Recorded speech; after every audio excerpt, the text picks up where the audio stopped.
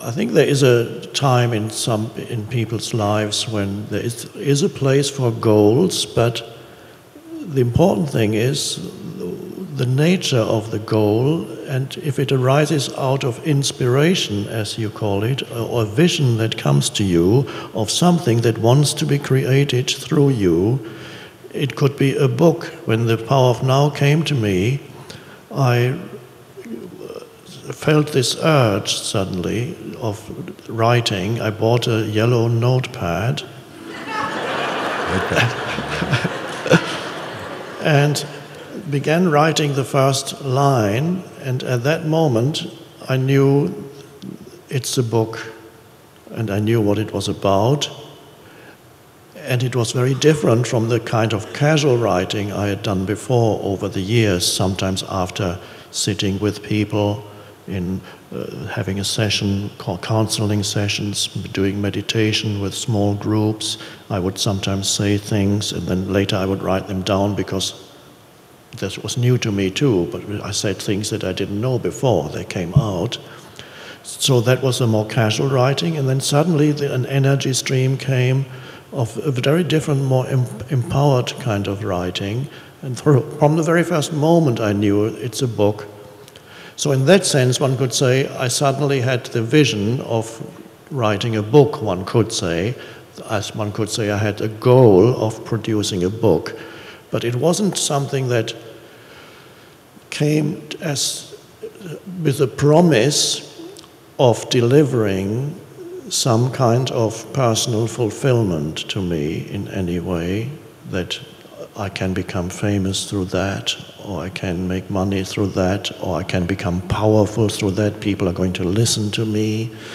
All these could have been motivations for writing a book, but it was more like something, a realization of something that wants to come into being, and then you help it along, you go with it, you become a channel through which that wants to come into being comes into being. It may use your mind, it may use your thoughts. Right. So it's, in that sense, one could have a goal, and the important thing is not to be vigilant so that the ego doesn't take over your goal, because the ego, even though you may have a deep vision, you may not be totally free of ego yet.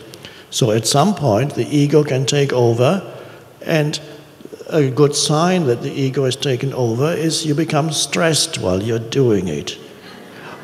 Or you become,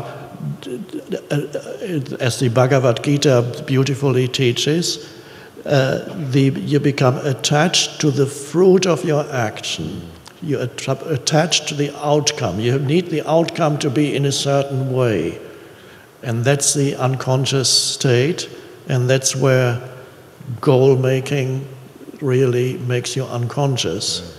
So the expression used in the Bhagavad Gita is it's a spiritual practice to take action, including perhaps having goals, but never being attached to the outcomes. In other words, you enjoy the doing in the now.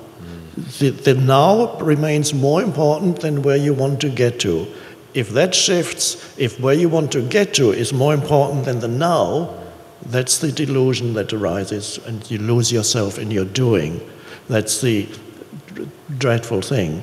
So, in the enjoyment of the doing, and with the enjoyment comes the power also that flows into it. So that the doing isn't a means to an end. Yes, you have a goal, but your attention is in the now and the enjoyment of the energy that flows into the doing. And then it becomes empowered. And then the goal looks after itself. Jesus said the same thing. Don't be concerned about tomorrow. Tomorrow will look after itself. And the goal will look after itself. And again, it comes back to being rooted in that deep place of beingness or awareness, so that you don't need the outcome to give you some ultimate sense of fulfillment or who you are, tell you who you are. I want to become a famous author, that's why I'm writing this book. That's a recipe for dissatisfaction. And I remember saying to people when I was writing the book, and by the way, people said to me, you're writing about the now, think of something else. It's been done so many times. It's old stuff now. Ram Dass wrote about it a long time ago, and several people said, think of something else, but I couldn't. And so it came the now, wanted to be written about. So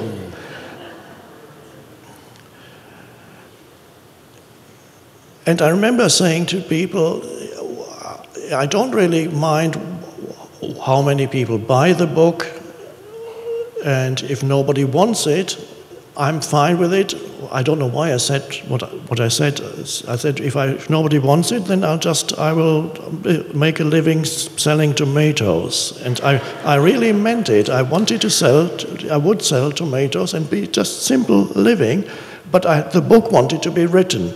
But I'm not going to look to the book for some kind of ultimate fulfillment on a personal level. I think that's important as we close. That when you get to that place, you know, Patanjali said, when you're inspired by some great purpose, some extraordinary project, he said, all of your thoughts break their bonds. He said, your mind transcends limitations. Your consciousness expands in every direction.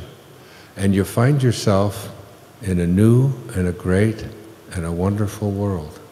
And then he said, dormant forces, which is what you were speaking about, things that you thought were dead, dormant forces, faculties and talents come alive. And you discover yourself to be a greater person by far than you ever dreamed yourself to be. You discover yourself to be God. And these dormant forces just follow after you and take care of it for you. I think the best definition I ever heard of success, I've used it for my whole life. I did a whole PBS show out there in Concord, Massachusetts. I laid down in this man's bed to just get his energy, sat at his desk, felt great identification with Henry David Thoreau, you know, who was put into jail for not paying his taxes to a government that was doing what they were doing to the Native Americans, a man of real conscience. A great definition, a good way to end this, I think. He said, if you advance confidently in the direction of your own dreams and endeavor to live the life which you have imagined, you will meet with a success unexpected in common hours.